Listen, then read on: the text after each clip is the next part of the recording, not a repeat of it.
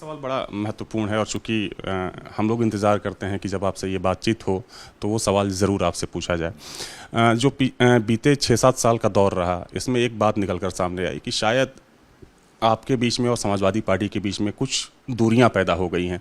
और जब हम लोग रामपुर आते हैं, क्योंकि आपके कई कार्यकर्ताओं से, आपके समर्थकों से जब बात होती है, हम लोग पूछते हैं कि आप लोग लखनऊ आते हैं कि नहीं, लखनऊ में आप लोग दिखते नहीं हैं।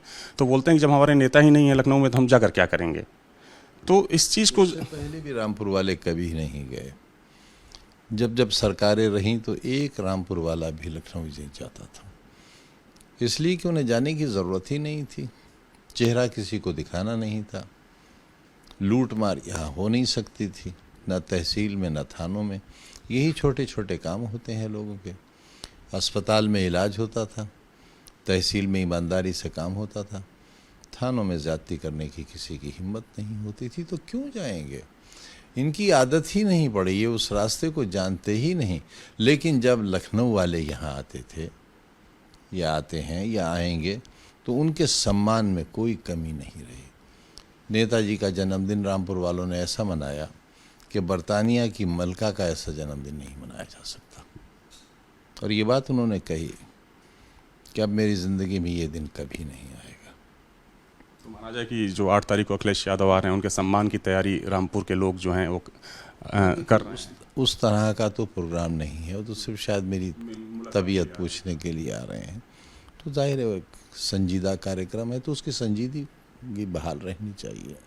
लेकिन सर, आपकी नाराज़गी को लेकर चूँकि एक लंबा गैप हो गया आपसे बातचीत, पानी सर ले लीजिए।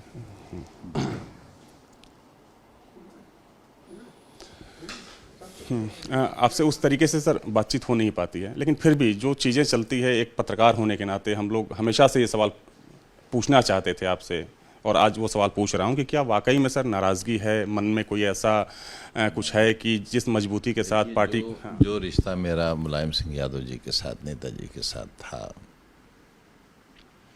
वो बड़ा अजीब रिश्ता था। वाशिक माशूक का हो सकता है और लैला मजनू का हो सकता है।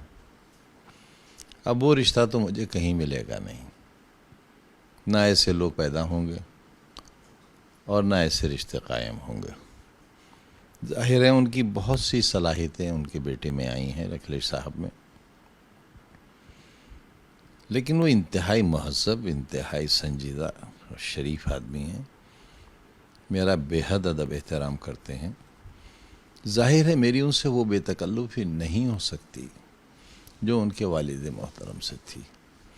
वो बातें मैं नहीं कर सकता जो कोई, अल्लाह न करे कोई ऐसी बात नहीं। हमारे बीच तो कभी कोई कहा मारने वाला हंसी मजाक भी नहीं हुआ, लेकिन जो बातें मैं उनसे कर सकता था वो जाहिर है वो नस्ल ही नहीं रही।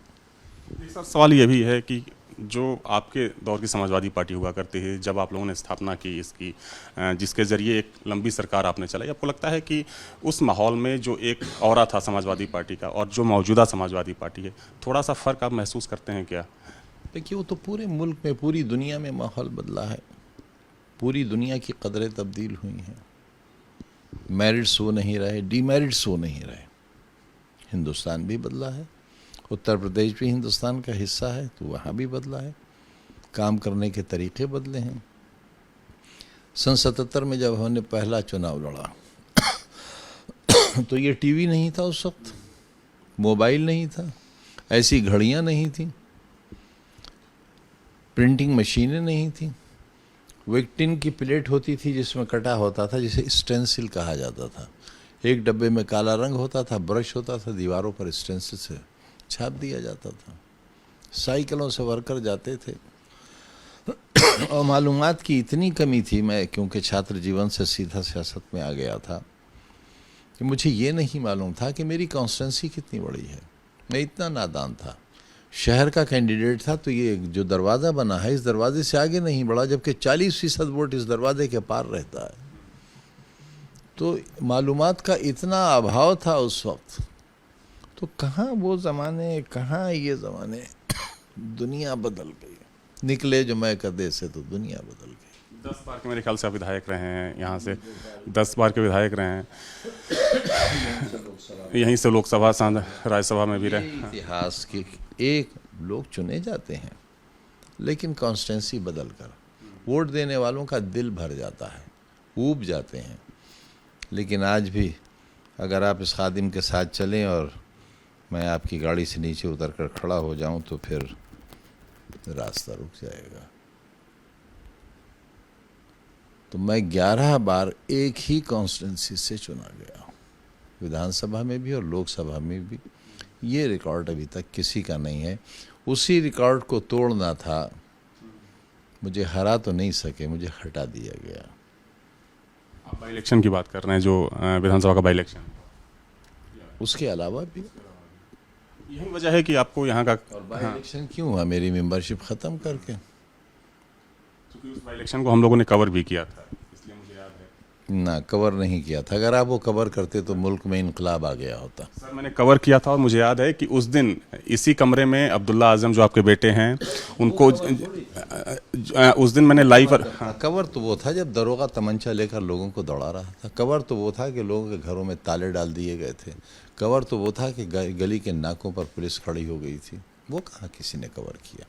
सर उस दिन हम लोग थे यहाँ पे, और चूंकि जितनी कोशिश हम लोगों ने की थे आपके मालिक कब करने देते आपको? ठीक है सर, मैं एक बार फिर से उसी सवाल पर आता हूँ। चूंकि वो तो अगर हो गया होता तो ना अयोध्या वाला हादसा होता, ना बिलारी होता, कुछ भी नहीं होता, ना बाई इलेक्शन में ये सीटें हारी जाती।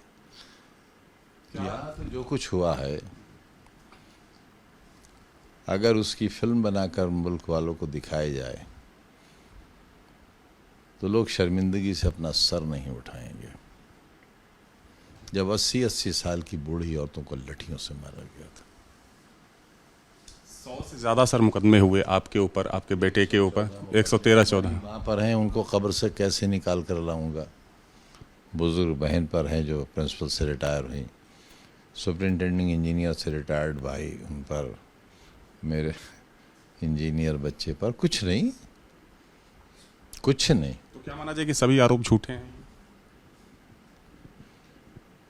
कोई एक बता दीजिए आरोपों का मालूम है आपको? आरोप क्या है हम पर? सर आप पे आरोप, जितना हम लोगों को पता है, जितना हम लोग ने कवर किया, पढ़ा लिखा, मुर्गी चोरी तक का एक आरोप। मुर्गी डकैती, चोरी में 3 साल की सज़ा होती है ज़्यादा से ज़्यादा। डकैती में उम्र कैद भी हो सकती है, लेकिन कुछ धाराएं ऐसी हैं डकैती में जिसमें 10 साल की सज़ा होती है। तो मुझे हर मुकदमे में सज़ा मैक्सिमम ही हुई है।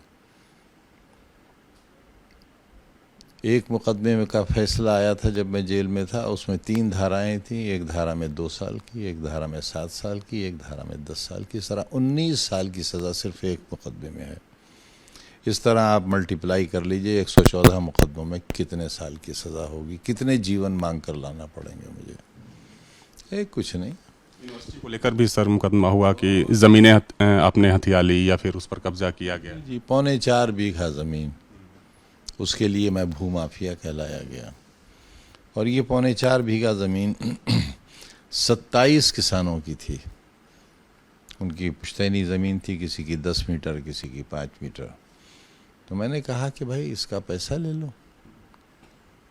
उन्होंने कहा साहब नहीं ले सकते। मैंने कहा ज़मीन पर कब्ज़ा ले लो। उनका पता ही नहीं कहाँ है, हमें ही नहीं मालूम कहाँ है। फिर मैंने कहा पैसा ले लो, तो उन्होंने कहा मार डालेंगे अधिकारी हमें, हम पैसा नहीं ले सकते। जहाँ भक्ति है हर शब्द में, कथाओं में छुपे हैं दिव्य रहस्य, और ज्योतिष देता है जीवन को दिशा। धर्म से जुड़ी हर बातों को जानने के लिए हमारे चैनल स्तुति को सब्सक्राइब करें। चैनल पर जाने के लिए इस लिंक पर क्लिक करें।